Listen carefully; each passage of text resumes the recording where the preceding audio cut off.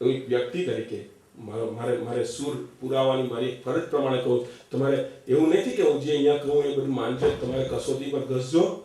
કસોટી એટલે ખબર ને, પેલું હોનાની કસોટી કરે તેમ ઘસજો. તમને લાગે કે 24 કેરેટ છે તો જ, બાકી આવી હોય તો એ ઊંચું મૂકી દેજો, એમાં મેળ છે. પણ હું જે કહું છું, પ્લીઝ લિસન મી. ભગવાન રામ એ કૈકેયીના ઘરે આવ્યા સાહેબ. દરવાજો ખટખટાવ્યો. અમારું અનુમાન, વ્યક્તિગત. ખોલ્યો દરવાજો. કોણ? માં. હું રામ. પગે લઈ ગયા, અંદર લાવ્યા. કૈકેયી, આવ બેટા, કેમ આવું થયું? અને ત્યારે રામે કહ્યું, માં સાહેબ, કૈકેયીને સૌથી વહાલો દીકરો રામ. કૈકેયીને સૌથી વહાલો દીકરો રામ, અને રામને પણ અમુક ગણે વાલી કૈકેયી હતી. તો કૈકેયી કોઈ સંજોગની અંદર રામને વનવાસ નહીં આપે સાહેબ. રામે એમ કહ્યું હશે કૈકેયીને કે માં, મને ખબર છે તું મને બહુ પ્રેમ કરે, મને બહુ લાડ કરે, પણ માં એક વાત એવી છે, હું કહું એ કરવાનું છે તારે. માં કે બોલ ને બેટા, શું કરવાનું? અને રામના શબ્દ, તારે કલંક લેવાનું છે. હાય હાય, તારે શું લેવાનું? કલંક લેવાનું છે. હું કઈ કે શું છે? મારી માં કૌશલ્યા છે, એને હું આ કહી ના શકું. રામ કે છે હું આ કહી ના શકું. એ તો સાહેબ જે બહુ વધારે પ્રેમ કરે ને એને જ કહેવાય. માં કલંક લેવા તૈયાર કેને માટે? માં મારે દેવોનું કામ કરવાનું, અને મારે દેવોનું કામ કરવું હોય તો મારે મહેલ છોડવો પડે. મહેલ છોડીને જંગલમાં જવું પડે, અને મારું અવતાર કાર્ય પૂરું કરવા માટે કોઈ તો આધાર જોઈએ. એમને તો હું જાઉં, લોકો પૂછશે કે તમને તો રાજ્ય મળવાનું હતું, અને રઘુકુલ રીતિમાં એવું છે કે મોટો જ્યેષ્ઠ પુત્ર જે હોય એને રાજગાદી મળે, અને હું જાઉં પછી કદાચ પેલું થાય. એટલે માં હું કંઈક આધાર શોધું છું, અને આધાર બહુ વિચાર કર્યો ત્યારે શું દેખાડી. મારી માં એક કામ કરીશ, તું કલંક લે. શેનું? તારે મારા પિતાજી પાસે આવું વચન માંગવાનું છે. મને ખબર તમારી પાસે 2 વચન પડ્યા છે, અને હું એવું માનું છું ત્યાં સુધી આ રામને જ આખો પ્લાન ભગવાન રામે કર્યો હશે સાહેબ. કદાચ કબૂલાત થઈ હશે, અને પછી વનવાસની વાત થઈ. હવે વાત જોઈને મજાની તો એ છે સાહેબ, રામ રાજ્ય કેવી રીતે સ્થપાય ને એ મારે તમારે બધાએ શીખવા જેવી વાત એ છે કે જ્યારે ભગવાન રામ નીકળતા હતા વનવાસને માટે, અને ત્યારે એની આંખમાં આંસુ આવ્યા. અને કૈકેયીની નજર ગઈ. કૈકેયીએ કહ્યું કે બેટા, આ બધો પ્લાન તો તારો હતો, હવે તારે જવું પડે છે એટલે રડવું આવે તને. અને રામના શબ્દ કે માં, મારે આ છોડીને જવું પડે છે એટલે નહીં, રાજગાદી છોડીને મારે વનની અંદર જવું પડે છે એટલે માટે નથી રડતો. મારી આંખના આંસુ એટલા માટે નથી. મારે તમને બધાને છોડીને જવું પડે છે એટલા માટે નહીં. મારું રુદન એટલા માટે છે કે આખી દુનિયા મારા ભાઈ ભરતની રાજગાદીના દર્શન કરશે, રાજ્યાભિષેકના દર્શન કરશે, અને આ બે અભાગી આંખ દર્શન નહીં કરી શકે. આ રામ રાજ્ય છે. ત્યાગ કોને કહેવાય સમજો, શીખો યાર. જ્યાં સુધી વૈરાગ નહીં આવે ત્યાં સુધી ત્યાગ નહીં આવતા. કે એ નિષ્કુલાનંદ સ્વામિનારાયણ સંપ્રદાયના ત્યાગ તકે નહીં વૈરાગ વિના. ત્યાગ નહીં તકે, વૈરાગ નહીં આવે ત્યાં સુધી. ઘણી વખત તો આપણે સાહેબ ત્યાગ કરતા હોય ને એની પાછળ ડંગ હોય, એની પાછળ વિમાન છુપાયેલું હોય. ત્યાગની વાત બહુ દૂરની છે. આપણે કામર જીવો, સંસારી જીવો આવું નહીં કરી શકીએ તો કઈ નહીં, પણ સાહેબ જે કોઈ કરે છે એને વંદન તો કરી શકીએ ને, એની વાહે વાહે તો ચાલી શકીએ ને. એટલે કહું છું મારા વાલા, આ એક સેન્ટર છે. મને જ્યારે કહેવામાં આવ્યું મને બહુ દુઃખ થાય સાહેબ. હિન્દુત્વની વાત જ્યારે આવે ને ત્યારે આપણે પાછા પડીએ, બહુ દુઃખ થાય. મને કોણ, આપણે શું લઈ જવાના છે મને કહો તો ખરા. કાંઈ લઈને જ જવાના, લાવ્યા તે કાંઈ નહીં, અને લઈ પણ નથી જવાના. અને તો એ આપણે આપણા માટે. હવે હમણાં જ ભાઈની જોડે થાળીમાં આવતા ને ત્યારે મને બીજા ધર્મ માટે વાત કરી કે આ ધર્મના લોકોએ આટલી બધી જગ્યાની અંદર આટલું, ને કહે છે કે એ ધર્મના લોકોની એટલી બધી મિલકતો છે અહીંયા બોલતનની અંદર. નાના બોલતનની અંદર એ ધર્મના લોકોની એટલી બધી મોટી મોટી બિલ્ડિંગો છે. અને મોટા મોટા ધર્મસ્થાનો છે.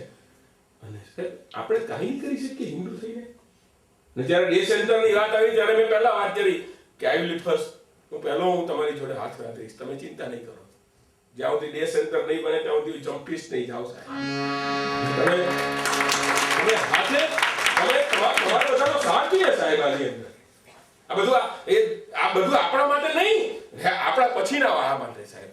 આપણે જો આપણા દીકરાઓ માટે જો કરતા હોઈએ, અને હું તો એ પણ કહું ડે સેન્ટરનો મને પૂરેપૂરો મને ખુદને ખબર નથી કે ડે સેન્ટરમાં શું થાય, પણ એટલું મને ખબર છે કે ડે સેન્ટરની અંદર વયસ્ક લોકોને આશરો આપવામાં આવે. વયસ્ક તમે તો જાણો છો, બધા પરિચિત છો આપણા ઇન્ડિયન વયસ્કો માટે કે બિચારા ક્યાં જશે. ને તમને કહું કે ઇન્ડિયા કરતા ભલે ગમે એટલું તમે કહો કે અહીંયા આગળ પેલું છે સારું છે, ગવર્મેન્ટ તો સારી કહેવાય કે તમને આટલું બધું સાચવે છે, પણ તે પણ આપણી ફરજ નહીં યાર. આપણા મા બાપ માટે, આપણા મા બાપને આપણે આવું નહીં કરી શકીએ. આપણા વયસ્કો માટે, આપણા હિન્દુ માટે પ્લીઝ કમ ફોરવર્ડ.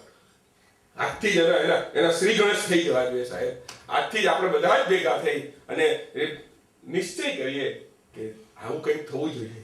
કેમ એક વ્યક્તિનો વિચાર છે આ, મને સમજણ નથી પડતી સાહેબ. એક જ વ્યક્તિનો કેમ વિચાર છે? આ બધાનો, મારા તમારા બધાનો વિચાર હોવો જોઈએ કે વાઇડલી બહુ મોટું થવું જોઈએ.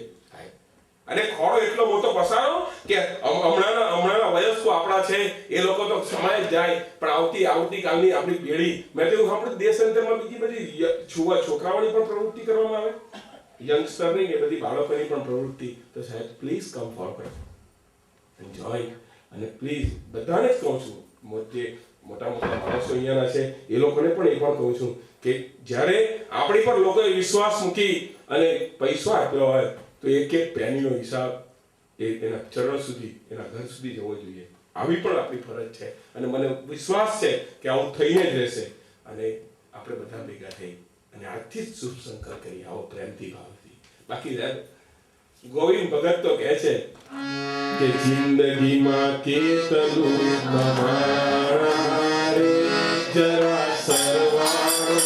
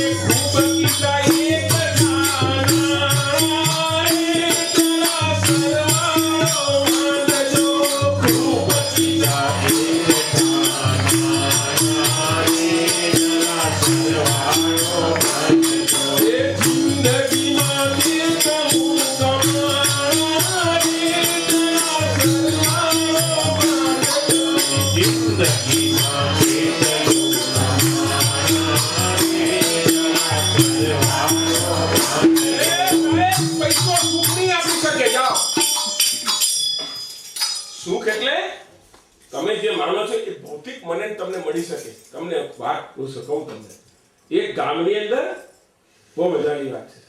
એક ગામની અંદર નિર્જન જેવું ગામ, એમાં હનુમાન દાદાનું મંદિર જૂનું પુરાણું વર્ષોથી કોઈ જતું નહોતું. એમાં એક મહારાજ આવ્યા અને પાછો શનિવારનો દાડો સાહેબ, કોઈ નહીં જતું એ જગ્યા પર મહારાજ ગયા અને સાફસૂફ કર્યું અને બેઠા. શ્રી ગુરુ ચરણ સરોજ રજ નિજ મન મુકુર સુધારી, બરનઉ રઘુબર વિમલ જસ જોદાયક પરિચારી. બુદ્ધિહીન તनु જાનિકે સુમિરો પવન કુમાર, બલ બુદ્ધિ વિદ્યા દેહ મોહી હરહુ કલેશ. બલ બુદ્ધિ વિદ્યા હનુમાન દાદાની પાસે તમે જાઓ ને તો 3 વસ્તુ મળે. શું? બળ, બુદ્ધિ, વિદ્યા. એ કેમ? એનું કારણ એ છે અષ્ટ સિદ્ધિનો નિધિ કહેવાતા. 8 પ્રકારની સિદ્ધિ જેની પાસે છે અને એનું બધું જ ભગવાનને ગમે. એટલે તો તુમરે ભજન રામ કો ભાવે જન્મ જન્મ કે દુઃખ બિસરાવે પાછું અંતકાલ રઘુબરપુર જાય કેરી ઓન જહાં જન્મ હરિ ભક્ત કહાય. છેલ્લા સમયે કહે છે ભગવાનનું નામસ્મરણ એમ કરતા તો મહારાજ બધું સાફસૂફ કર્યું અને પછી ભગવાનનું નામસ્મરણ કરવા 1 દાડો 2 દાડા 3 ને પછી ધીરે ધીરે એને શું કર્યું? બધી દિવાલો હતી ઘસી નાખી, ચૂનો લાવીને રંગ રોગાન કર્યું, થોડું નવું લાગવા લાગ્યું અને પછી સાંજે બેસે અને ભગવાનનું નામસ્મરણ કરે, હનુમાન દાદાનું રામનું યાદ કરે. લોકો એક આવ્યું 2 આવ્યું આપણા વાળાનો રિવાજ કે જ્યાં તોડવું હોય ત્યાં આપણે સમજવાનું કઈ નહીં. ઘણી વાર એવું બને છે. હું તો એમ વિચાર કરું કે આપણે આટલો બધો પ્રચાર કરીએ તો પણ સત્સંગમાં લોકો લિમિટેડ કેમ આવે? પછી મેં વિચાર કર્યો લિમિટેડ શબ્દને મેં બાજુ પર કરી દીધો. મેં વિચાર કર્યો કે this is not the limited, this is the selected. હવે હું તમને કહું, તમારા ઘરે લગ્ન હોય તો તમે જેને આમંત્રણ પત્રિકા આપો તે જ આવે કે બીજા ચડી આવે? એ જ આવે. તો આ લગ્ન કોને ત્યાં છે? ભગવાનને ત્યાં છે. એને જેને આમંત્રણ આપ્યું દિલથી એ લોકો જ આવે, બાકી ટીવી જોઈને હુઈ જાય ઘરે. એટલે તમે ચિંતા, તમે બધા કેવા છો? Selected by god. ભગવાન દ્વારા ચૂંટાયેલા છો. એટલે ચૂંટાયેલા જો કર્માય નહીં જતા કાલથી. બાકી સાચવવા પડે ઘરા કરું પણ કઈ. તમે બધા સમજુ છો? તો આપણે ક્યાં હતા? મેં એક જગ્યા પર પૂછ્યું આપણે ક્યાં હતા? તો કે તમે સ્ટેજ પર ને મેં નીચે. કથામાં ક્યાં હતા એમ પૂછ્યું. એવા ગ્રાહકો મળે છે સાહેબ. એક જગ્યા પર તમારે કથા ચાલતી હતી તો આગળ બેઠેલો જ ઊંઘે. એવું ઊંઘે જાણે ઘણા ઊંઘે પછી આપણે કઈ કહે ને કે ભાઈ તમે સમાધિ લાગી. અરે હું સમાધિ લાગી?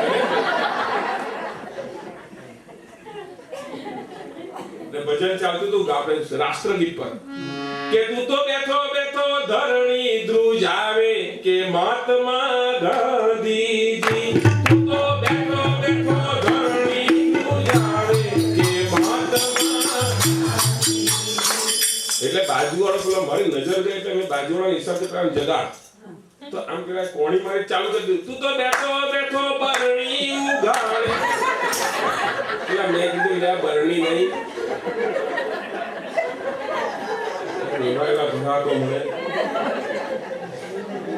પણ હું એ તો એમ કહું છે અહીંયા આવીને તમે ઊંઘો ને, આમ તો મારો સ્વભાવ પ્રમાણે ચેલેન્જ આપું તમને ઊંઘવા નહીં દઉં. એનું કારણ એ છે તમે ઊંઘતા હોય તમારી બાજુવાળાને એટલો જોરથી હસાવ ને કાનમાં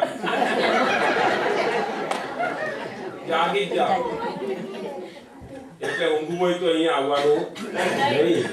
અહીંયા તો જાગૃતિ જોઈએ, અહીંયા તો આંખ ખુલ્લી હોવી જોઈએ, અહીંયા તો દિલ ખુલ્લા હોવા જોઈએ, અહીંયા તો મન ખુલ્લું હોવું જોઈએ. અને તમે હસો યાર, તમે આને તમે હસતા કેટલા સરસ દેખાવ છો મને પૂછો, કારણ કે તમને બધાને હું જોઈ શકું છું. તમે હસો છો ને ત્યારે તમે આ દાંત છે ને ખાલી ખાવા માટે નથી, ભગવાનને બતાડવા માટે આવ્યા કે બતાવ દાંત. પહેલવાનને નહીં બતાવવાના, તે ઉતારી પાડે. પણ તમે હસો ને ત્યારે બહુ સરસ લાગો છે ખરેખર. મેં તો એક જગ્યા પર મેં આવી વાત કરી કે એક ડોસી ઊભી થઈ કે મહારાજ હું કાલથી નહીં આવું. મેં કહું કેમ? કે ચોકથી જ પડી જાય.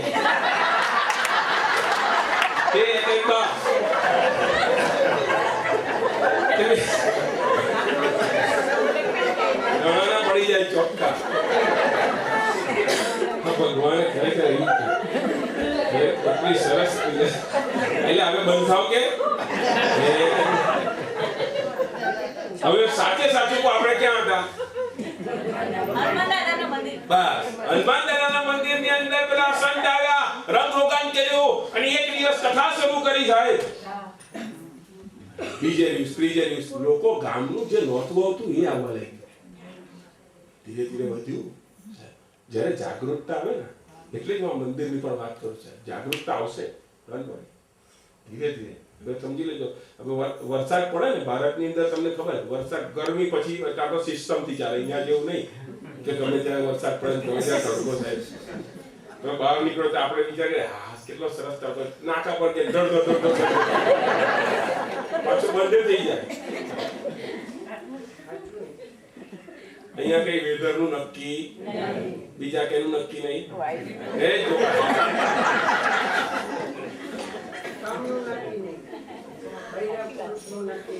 ઉનાળામાં ભારતમાં વરસાદ પડે ને તે ઉનાળા પછી વરસાદ જે પડે ને, શિયાળો, ઉનાળો પછી ચોમાસું. તો ચોમાસા પહેલા ઉનાળાની અંદર છે ને વરસાદ પહેલો પડે ને તો કઈ ઠંડક નહીં થાય. પહેલા વરસાદે ઉલટો બફારો થાય, પણ 2-4 ઝાપટા પડે તો ઠંડક. તે હું એ જ કહું છું, અહીંયા 2-4 ઝાપટા પડે પછી જ બધા આવડે. હજી તો શરૂઆત છે, ઝાપટા પડવા દો પછી ઠંડક. હું તમને બધાને એક કરવા માટે આવ્યો છું. બધા એક થઈ જાઓ. તમને બધાને નહીં, આઈ એમ ઓલસો વિથ યુ. તમારી જોડે હું પણ છું. બધું ભૂલી જો સાહેબ, સમજી લેજો, ગઈકાલનું બધું ભૂલી જાઓ. આપણે એમ સમજજો, ભલે કૃષ્ણ કથા કરીએ છીએ પણ વાત છે રામાયણની, સમજીને ચાલજો. કથા કૃષ્ણ કથા કરીએ પણ ફળ રામાયણ મળે એવું કંઈક કરો. યાદ પણ કરવાનો છે અને મેળવવાનું પણ છે. તો પેલા મહારાજે શું કર્યું? કરમ રોગાન કર્યું, કથા કરવાની શરૂઆત કરી. એક માણસ, 2 માણસ, ગામના બહુ બધા માણસો આવવા માંડ્યા. પછી સમૃદ્ધિ વધી, લોકો પૈસા આપવા માંડ્યા. હા, અને ગલ્લામાં આવવા માંડ્યા. મહારાજના ચરણમાં પણ ધરાવા લાગ્યા લોકો પ્રેમથી. અને થોડા મહારાજ પણ થોડા શ્રીમંત થયા. લોકો આપે એટલે થાય તો મહારાજ ધીરે શ્રીમંત થયા, સુખી થયા. પછી એને વિચાર કર્યો કે ગામની અંદર હું કેટલો સુખી છું કે નહીં, અથવા તો મારાથી વધારે સુખી કોણ છે હું શોધવા તો જાઉં. તે ગયા ગામની અંદર એક જમીનદારને ત્યાં.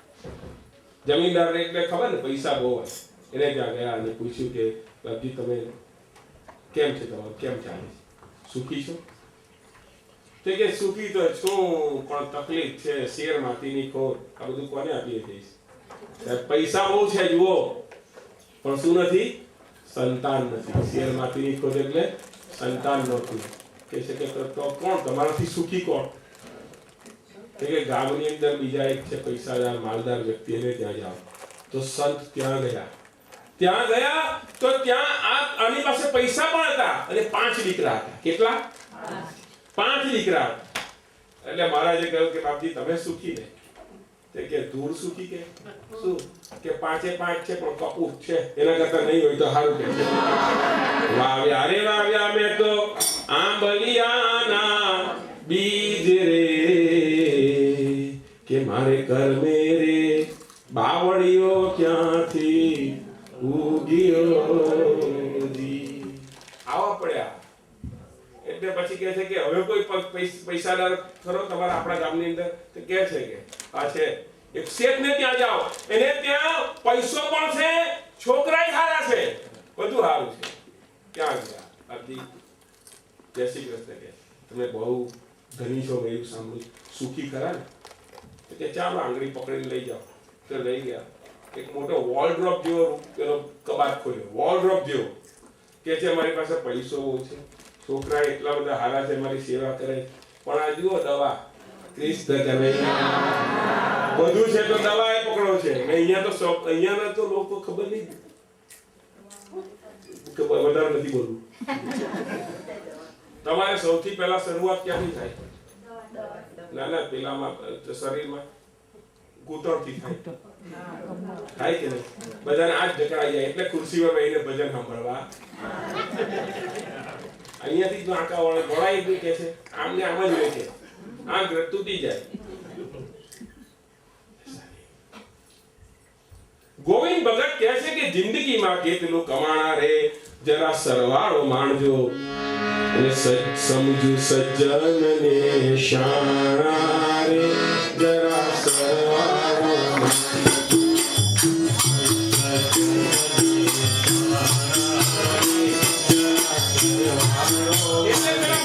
વિચાર કર્યો કે કોઈ સુખી નથી, પછી એને ખબર આખા ગામની અંદર કોઈ નહીં, પણ હું જાતે જ એટલો બધો સુખી છું. સુખ જગતનું શોધવા માટે માણસ નીકળે, પણ ઘણી વખત એવું હોય કે તમે ઓળખો ત્યારે તમે હાવ તમારી નજીક જ એ વસ્તુ હોય છે.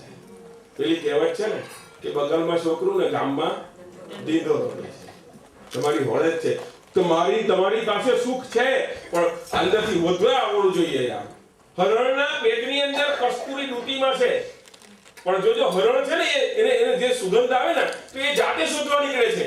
મૃગજળની પાછળ જે હરણ દોડે છે, મૃગજળ એટલે કે તમે હાઈવે પર જાઓ ત્યારે તમને વરાળ દેખાય અને તમે પેલું ચલાવતા હો ત્યારે એમ લાગે પાણી છે, નજીક જાવ ત્યારે પાણી હોતું નથી. એમ એ મૃગજળની પાછળ પાણીને શોધતું હરણ દોડતું હોય, એ સુગંધ શોધવા માટે દોડતું હોય કે આ સુગંધ ક્યાંથી આવે, પણ એને ખબર નથી કે એની ડૂટીમાંથી આવે છે. એમ મારું તમારું આવું છે સાહેબ. આનંદ આપણામાં છે, પ્રસન્નતા આપણામાં છે.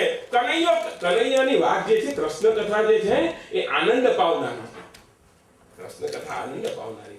એ કૃષ્ણ યુવાનની સાથે યુવાન, બાળકની સાથે બાળક અને વૃદ્ધની સાથે વૃદ્ધ છે. સંતો કહે છે જ્યારે બાળક બનવું હોય ત્યારે બાળક બની જાય, યુવાન સાથે યુવાન અને વૃદ્ધ સાથે વૃદ્ધ થાય. 16,000 રાણી હતી. કેટલી હોલસેલમાં હતી, આપણી જેમ નહીં. તો પણ વિચાર કરો, આટલી બધી રાણી હતી તો એ બ્રહ્મચારી. હવે તમે મને સવાલ કરો કે આવું હાઉ ઇટ ઇઝ પોસિબલ. અહીંયાના ધોળિયા છોકરા તો પહેલા પૂછો how it is possible, what is this. એવા સવાલ કરતા થયા છોકરાઓ. ગણપતિ દાદાને monkey God, elephant God, Hanuman દાદાને મંકી ગોડ કેમ? એમ એવા સવાલ કરતા. ભગવાન વયસ્કરી સાથે વયસ્કર. 16,000 રાણી હતી તો પણ 125 વર્ષનું આયુષ્ય હતું કૃષ્ણનું. કેટલું? સંતો ત્યાં સુધી કહે છે કે 125 વર્ષનું આયુષ્ય કનૈયાનું. અને જ્યારે સ્વધામ પહોંચાડ્યા, એકાદશ સ્કંદની અંદર વાત આવે શ્રીમદ ભાગવતમાં, જ્યારે સ્વધામ પહોંચ્યા ત્યારે એક પણ વાળ ધોળો નહોતો. કૃષ્ણ કનૈયા, એક પણ વાળ ધોળો નહીં. આપણા તો અત્યારથી ખબર નહીં હું થઈ ગયું ત્યારે ધોળા થઈ ગયા, પણ ધોળા થઈ ગયા એટલે કે તારે જેટલા ધોળા કરવા એટલા કર, અમે કલમ કરશું. મને કઈ સમજણ જ પડતી કલમ. આ પુરુષોને સારું અત્યારે અમુક છે પાલિશ થઈ ગયું છે, એને મગજ તમારે સારું મગજ મારી જ નહીં. તમે નાયા હો કે નહીં નાયા હોય તો એ ખબર નહીં પડે.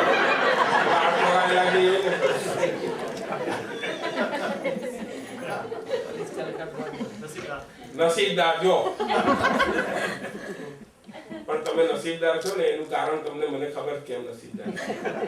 આ પુરુષોને તાલ કેમ જલ્દી પડે, આ બહેનોને કેમ નથી પડતી એ વિચાર તો કરો.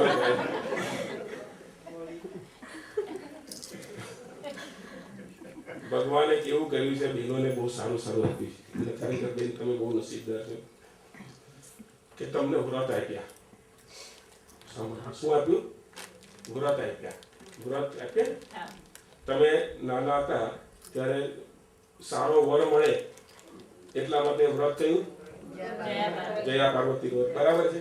પછી પેલા 16 સોમવાર આવ્યા, એ પણ એને માટે. બીજા 2-3 હશે વ્રત જે આપણને અમને ખબર નથી, અમે જાણવું પણ નથી.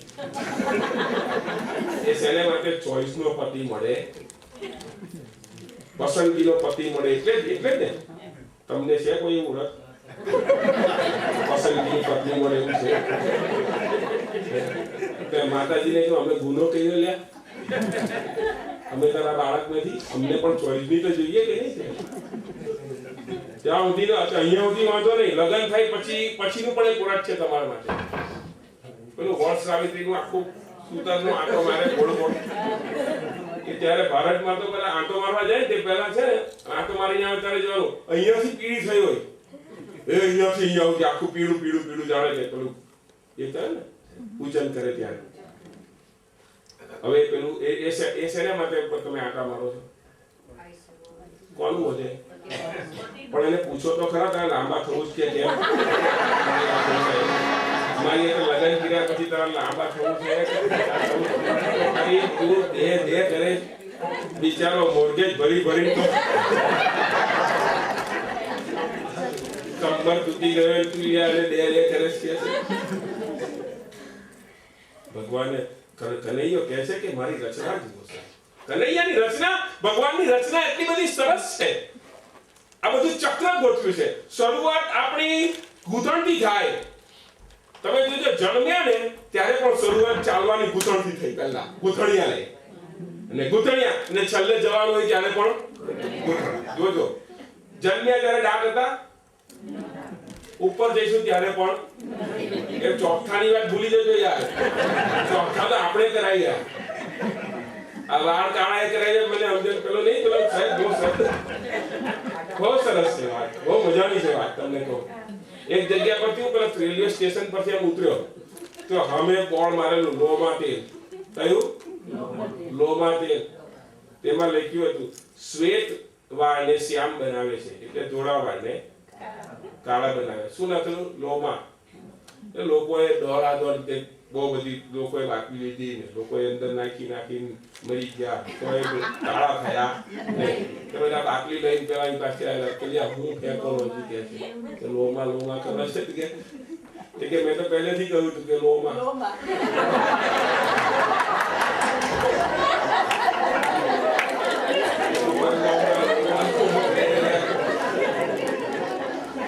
એટલે બીજી તમને બીજી વાત કહું, એને ચોખ્ખું લખેલું છે કે શ્વેત વાળને શ્યામ બનાવે છે. શ્વેત વાળને કોણ બનાવે છે? એટલે શ્યામ એટલે ના, આજે જે શ્વેત વાળ થાય છે એને હું નથી બનાવતો, શ્યામ બનાવે છે. કનૈયો હું થોડો બનાવું છું કે એટલે આઈ એમ નોટ ઇન ફોલ્ટ.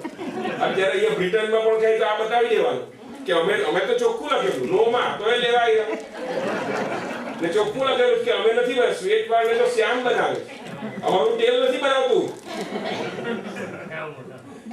ને નીચે પ્રોપ્રાઇટરમાં લખેલું એમ ખંભાતી.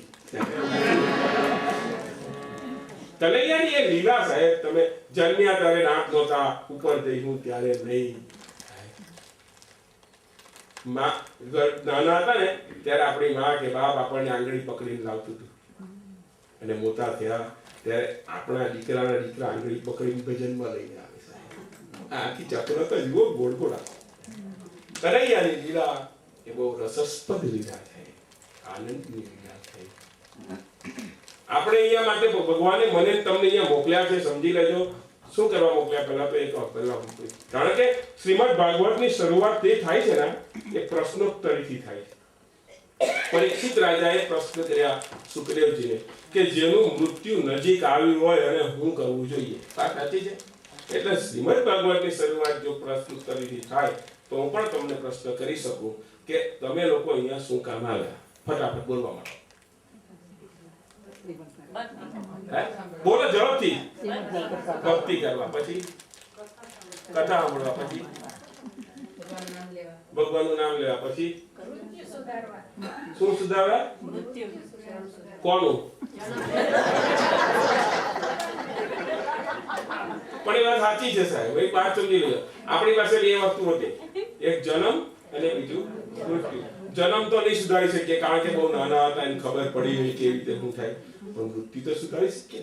વાત સાચી છે, મૃત્યુ સુધારવા. પછી પૂરું થયું. કહું તમને, મેં તમને શું પૂછ્યું અને તમે શું જવાબ આપ્યો? મેં તમને એમ પૂછ્યું કે તમે અહીંયા શું કરવા?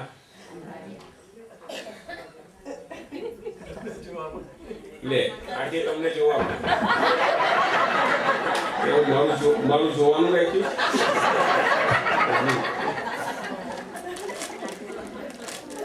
અરે સાહેબ અહીંયા એટલે પૃથ્વી પર શું કામ આવ્યા? પૃથ્વી તો ઘણા કે કથા સાંભળવા એમ નહીં. પૃથ્વી પર શેને માટે? પૃથ્વી પર હેને માટે આપણે કમાવા. શું કરવા? કમાવા. ને એકલું કમા કર્યું આંખ મીચીને. માણસ તમે જોજો આપણું વૃદ્ધત્વ જે આવે ને, ગરડું ગડપણ થઈ જાય ને, એ સુધારવા માટે પૈસા બહુ કમાય, શરીરની શક્તિને ધોઈ નાખે આખી. એટલે પછી દોષો થાય, પછી એ જ શક્તિને પાછી મેળવવા માટે પૈસા ખર્ચે. એટલે આ કેવી અક્કલ વાપરીએ આપણે આપણી શરીરની શક્તિ ટકાવવા માટે પૈસા કમાઈએ, અને પછી છેલ્લો સમય આવે ત્યારે એ જ શરીરની શક્તિને ઘટતી હોય એને પાછી લાવવા માટે પૈસા ખર્ચીએ. આપણે અહીંયા માટે ભગવાન કૃષ્ણએ આપણને મને તમને એટલા માટે મોકલ્યા છે કે તું કમાઈને આવ. કમાવાનું એટલે નાણાં નહીં, મારું નામ કમાઈને આવ. તો આ તને વેલકમ કરીશ. તું વેલ કમ હિયર. હું તને વેલકમ કરીશ. તું મારા દરબારમાં જ્યારે આવે ત્યારે હું તારું સ્વાગત કરીશ. કે છોકરા ભારતવાળા છોકરાઓને અહીંયા મોકલે વિદેશોમાં શું કરવા માટે ખબર છે? ભણવા માટે. અરે તમે ત્યાંની પરિસ્થિતિ આવીને જુઓ. અરે ઘર ગીરવે મૂકે, દાગીના ગીરવે મૂકે, જમીન વેચી નાખે, દેવું કરે, લોન લે અને પછી છોકરાને અહીંયા મળવા માટે મોકલે. બરાબર છે? આ વાત સાચી છે ને? એટલે અહીંયા આવે છોકરો અને 5-10 વર્ષ પછી બે વસ્તુ, જે વસ્તુ માટે મોકલ્યા હોય બાપે એ વસ્તુ કમાઈ અને પાછો જવાનો હોય અને પૈસા પણ આ બે વસ્તુ કમાઈને જ્યારે જવાનો હોય અને બાપને ખબર પડે કે આવતે મહિને મારો છોકરો આવવાનો છે તો એ આખા ગામમાં ફોન કરે કે નહીં કે આવતા મહિનાની આ તારીખે મારો છોકરો તો એક સરપ્રાઈઝ પાર્ટી આપવી. કરે કે નહીં? સાચું કહેજો. તમે કરો કે નહીં? ત્યાં ભારતની અંદર કરે. કેમ? એ ખુશ કેમ છે મને કહો. બાપ કેમ ખુશ છે? કે એને જે કરવા માટે મોકલ્યો તો એ કરીને આવે છે એટલે આનંદ છે કે મેં જેના માટે મોકલ્યો તો કોઈનું કરી નાખ્યું હોય તો આ કરે. આવું મારા છોકરાએ કોઈનું કરી નાખ્યું. જય શ્રી કૃષ્ણ. તો આવું કરે ખરો? પેલો બાપો ફોન કરે કે 5 લેટર અંદર આવ કે. પણ કેમ વેલકમ કરે છે?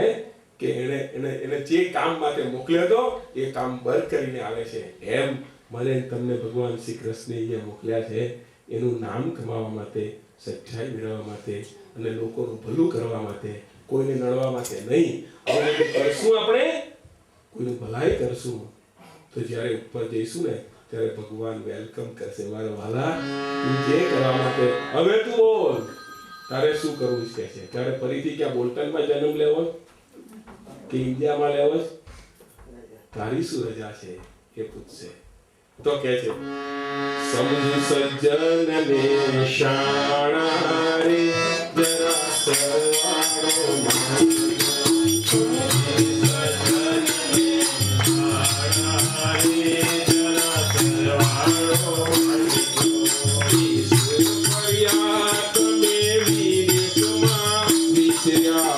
Yeah.